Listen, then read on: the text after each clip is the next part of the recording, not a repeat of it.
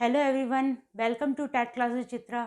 तो स्टूडेंट्स, आज की वीडियो बनाने के पीछे छोटा सा उद्देश्य है कि आप सबके सीटेट के एग्ज़ाम शुरू हो चुके हैं और मैं आपको बताना चाहती थी कि मेरा जो एक्सपीरियंस रहा है सीटेट का वो मैं आपके साथ शेयर करना चाहती थी। और प्लस आपको पता है कि आज का हमारा थंबनेल क्या है, how to score 110 in first attempt in CTET. तो हम लोग अपने सीटेट में 110 प्लस कैसे स्कोर कर सकते हैं, वो भी अपने पहले प्रयास में। तो आज मैं छोटी सी स्ट्रेटजी आपके साथ शेयर करूंगी जो जैसे करके मैंने क्रैक किया है पेपर। जैसे कि आपको ये दिख रहा है स्क्रीन पर, मैंने ऑलरेडी अपने बारे में लिख दिया कि सीटेट 2014 में मैं 115 लाई थी। सीटेट 2015 में मैंने दोबारा दिया एज अ प्रैक्टिस के लिए, 118 लाई। और सीटेट और टीजीटी एसएसटी 2018 भी मैंने पहली बार में क्रैक करा था। तो ये जो जितने भी एग्ज़ाम्स हैं ये सब मैंने पहली बार में निकाले हैं। और ये कैसे निकाले हैं, तो देखिए, पेपर तो सब लोग पढ़ रहे हैं, रात दिन एक कर रहे हैं, लेकिन पेपर वही निकालता है जो अच्छी स्ट्रैटेजी बनाकर चलता है कि किस तरह से हमको पेपर को स्टार्ट करना है और किस तरह से उसको फिनिश करना है। तो छोटा सा मैंने आपके लिए बनाया हुआ है कि हम सबको ही पता है कि सीटेट सेकंड अभी हमारा 16 को था, वो पोस्टपोन हो गया, हमें नहीं पता कब होगा। बट अगर आप ये वीडियो देखेंगे तो आपको पता चलेगा कि आपको किस तरह से वो पेपर सॉल्व करना है। तो देखिए, सीटेट सेकंड सबको पता है 150 मार्क्स का है। हिंदी, इंग्लिश, साइको और एसएसटी अलग अलग डिवाइड होगा, ठीक है। हिंदी 30 नंबर का आता है, इंग्लिश 30, साइको 30 और एसएसटी हमारा 60 नंबर का है। तो मेरा ये मानना है, स्पेशली सीटेट सेकंड जो एसएसटी वाले बच्चे हैं उनको अपने इस वाले पोर्शन पे सबसे ज़्यादा ध्यान देना है। याद रखिएगा, 60 नंबर में से 45 हमारे कंटेंट यानी हमारी 6 to 8 जो एनसीईआरटी की बुक्स हैं वहाँ से आता है, और 15 नंबर की हमारी पैडा आती है। अब आप कहेंगे पैडा कहाँ से आती है, तो जो आपकी बुक्स में दिया होता है कि रुबीना माउंटेन्स में गई, वहाँ पर उसने अलग अलग तरह के घास स्थल देखे, फिर धीरे धीरे गई तो वहाँ पर उसने पेड़ पौधे देखे, या हम गर्मियों की छुट्टियों में यहाँ गए थे। तो आपको छोटा सा जो प्रेजेंटेशन जहाँ से स्टार्ट होता है हमारा चैप्टर, वो ज़रूर पढ़ के जाइएगा कि वहीं से ही आपके पैडा के क्वेश्चंस बनते हैं। मैं बार बार बोल रही हूँ कि अच्छे से पढ़कर जाइएगा। कंटेंट तो आपको हर जगह मिल जाता है, लेकिन पैडा के आप लोग फंस जाते हैं क्वेश्चंस में। तो वो वाला पोर्शन अगर आप कर लेंगे, और डिड यू नो छोटे छोटे आपको बॉक्स मिलते हैं इस तरह के बुक्स में, एनसीईआरटी में अलग से दिया हुआ होता है। तो ये इन्फॉर्मेशन भी आप लोग पढ़कर जाइएगा कि अखबार की कतरन से हमने ये पता करा, या हमने 10 दिन का मॉनसून का पता करना है तो हम कौन सा मेथड यूज़ कर सकते हैं। तो वहाँ पर आपके पैडा के क्वेश्चंस आप लोग इजीली सॉल्व कर पाएंगे, क्योंकि उसी से रिलेटेड कंटेंट आपको इन जगहों पर मिलेगा। तो याद रखिएगा, आप लोगों को एसएसटी पर सबसे ज़्यादा फोकस करना है। और कम से कम अगर आप एसएसटी में 50 प्लस ले आते हैं तो बहुत बड़ी बात है। मैं चलो 10 नंबर छोड़ देती हूँ कि पैडा में, लेकिन 45 में से 45 आपके कंटेंट में होने ज़रूरी हैं। कंटेंट मतलब जो बेसिक है कि कब, कहाँ, क्यों, क्या हुआ था, हिस्ट्री, ज्योग्राफी, पॉलिटी, यही आपका कंटेंट है, और प्लस उसकी पैडा। तो अगर आप इन 60 में से 50 ले आते हैं तो यहीं पर ही आप लोग जीत जाएंगे अपनी पहली जंग। याद रहे, जब भी हम, वैसे तो अब आपका ऑनलाइन पेपर हो चुका है तो हमें नहीं पता कि कौन सा सेक्शन वो पहले दे देंगे। तो मे बी अगर आपको सबसे पहले एसएसटी मिलता है तो बहुत बढ़िया है, ठीक है। और एसएसटी में कोशिश कीजिएगा ज़्यादा से ज़्यादा नंबर खींचने की, कम से कम एसएसटी वाले प्लीज़ 50 तो ले ही आना, ठीक है। फिर आते हैं हम हिंदी पे। सबसे ज़्यादा आपको फोकस करना है अपने एसएसटी पर, और सेकंड नंबर पर आपको अपने हिंदी पर अच्छे से ध्यान देना है। हिंदी के लिए मैं बता रही हूँ, जो सिक्स्थ की हमारी जो एनसीईआरटी स्कूलों में जो ग्रामर की बुक होती है, वहीं से ही हमारी हिंदी की ग्रामर आती है। मैंने खुद अपने नोट्स बनाए हैं। तो जो 6th 7th की कोई सी भी, आपको कहीं भी जाएंगे आप, सेकंड हैंड आपको ये बुक्स मिल जाएंगी ग्रामर की, आप लाइए, उसमें से छोटे छोटे नोट्स बनाइए, बहुत ईजी आता है हिंदी। तो कम से कम आप हिंदी में 28 आराम से ला सकते हैं। अगर आप हिंदी में पैसेज आता है और एक कविता आती है, कई बार 2 पैसेज आ जाते हैं, बहुत ईजी होते हैं। लेकिन हिंदी पर और एसएसटी पर आपको ज़्यादा फोकस करना है। तो कितने हो गए, 50 और 28 कितने हो गए, 78 तो यही हो गए। और हमें पासिंग मार्क्स कितने चाहिए होते हैं, मैं जनरल की बात कर रही हूँ, 90 चाहिए होते हैं, ठीक है। इंग्लिश में अगर हम बहुत मेहनत करते हैं तो कम से कम हम 15 तो ले ही आते हैं इंग्लिश में। वो इसलिए, अब मैं बताती हूँ इंग्लिश में क्या होता है। जो हमारे जो पैराग्राफ और जो पोइट पोइट क्या कहते हैं, पोएम सेक्शन आता है, वो बहुत ही टफ आता है, मैं मानती हूँ। मैं भी हिंदी मीडियम की बच्ची, इसलिए मैं अपना बता रही हूँ। तो मैंने इसीलिए अपने एसएसटी और हिंदी पर ज़्यादा ध्यान दिया था बजाय इंग्लिश के। और जब हम इंग्लिश की तैयारी करते हैं तो हम पेडागॉजी में फंस जाते हैं। कई बार तो ये होता है कि वर्ड का मीनिंग ही समझ नहीं आता।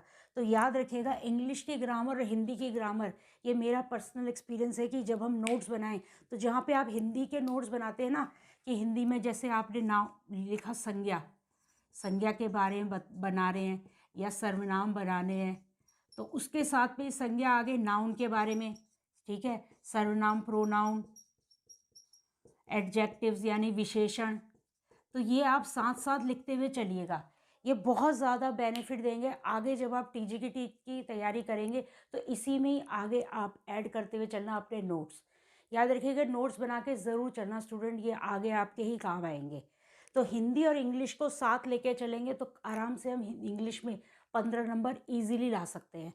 और साइकोलॉजी में कम से कम आपको नहीं लाने तो 18 आराम से आ जाते हैं, अगर हमको बिल्कुल ही नहीं आती है। आपको पता है कोलबर्ग वगैरह ये जितनी भी सिद्धांत दिए उन्होंने वो अच्छे से करके जाइए। अलग अलग स्टेजेस दे रखी हैं, ब्लूम की टैक्सोनॉमी है, ये कर जाइएगा आप। तो कम से कम आपके 18 तो आ ही जाएंगे। और अगर अब मैं सबका टोटल करूं 50 + 28 + 18 तो कितना हो गया, ये 78 +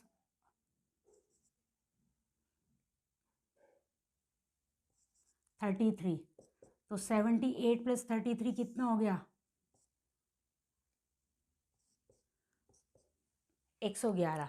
टोटल कितना हो गया, 8, 11 और 7 और 1 8, 9 10 11। तो क्या हो गया हमारा 110 प्लस आपका स्कोर आराम से हो जाएगा स्टूडेंट। और यही मैंने स्ट्रेटजी अपने हर पेपर में अपनाई है, चाहे वो सीटेट हो। सीटेट 2014 में 115 नंबर लाना हो, पहला ही अटैम्प्ट था मेरा।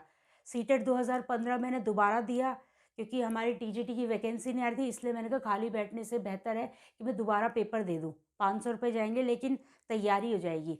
दोबारा दिया 118। फिर 2018 में टीजीटी की वैकेंसी निकली।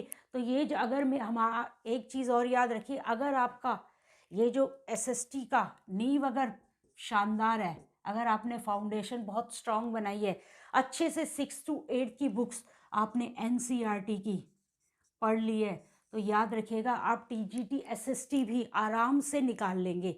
मैं अपना पर्सनल एक्सपीरियंस बता रही हूँ, बहुत आसान है। ये आपका बेस है और इसके ऊपर जब आप बिल्डिंग यानी 9, 10, 11, 12 करेंगे आगे, क्योंकि 12 तक का पेपर हमारा, 12 तक का जो हमारा वो है ना, 12 तक का मटेरियल वो हमारे टीजीटी एसएसटी में आता है, 12 तक की क्लासेस का। तो अगर आप 6 to 8 अच्छे से करेंगे इस बार, तो आप टीजीटी एसएसटी आराम से निकाल लेंगे फर्स्ट अटैम्प्ट में। लेकिन आपको यहाँ पर मेहनत ज़रूर करनी है स्टूडेंट, एसएसटी पर ध्यान देना है। और जिन स्टूडेंट्स का जनवरी में है एग्ज़ाम, मैं उनके लिए स्पेशली वीडियो लाई हूँ कि अगर आपका ये पोर्शन स्ट्रॉन्ग नहीं है तो एसएसटी और हिंदी पर सबसे ज़्यादा ध्यान दीजिए। और हिंदी के साथ इंग्लिश के भी नोट्स साथ साथ, जो इंग्लिश में लिखा है, जो हिंदी में लिखा है हमने सेम वही इंग्लिश में लिखना है।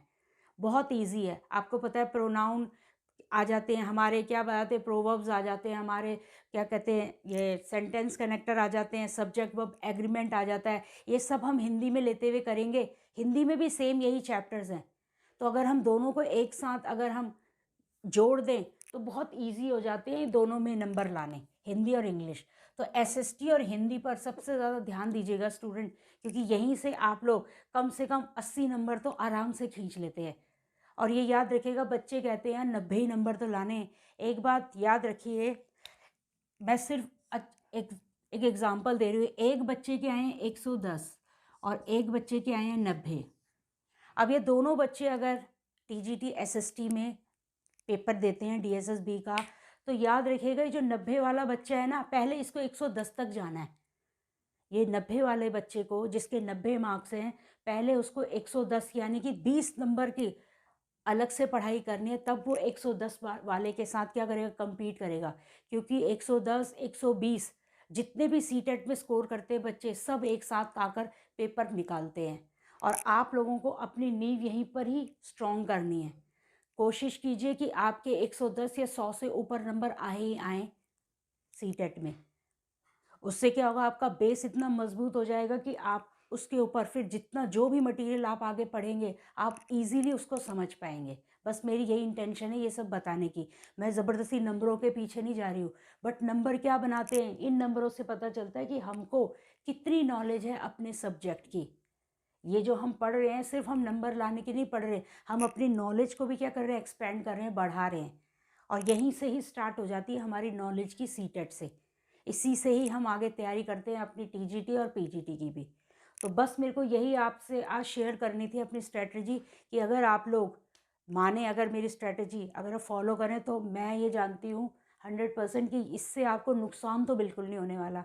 और अगर आप नहीं करते तो ये आपके ऊपर है, एज योर विश, ठीक है, आप माने ना माने। बट अगर आप ये फॉलो करेंगे तो हमेशा लाइफ में आगे भी आप सक्सेसफुल होंगे स्टूडेंट।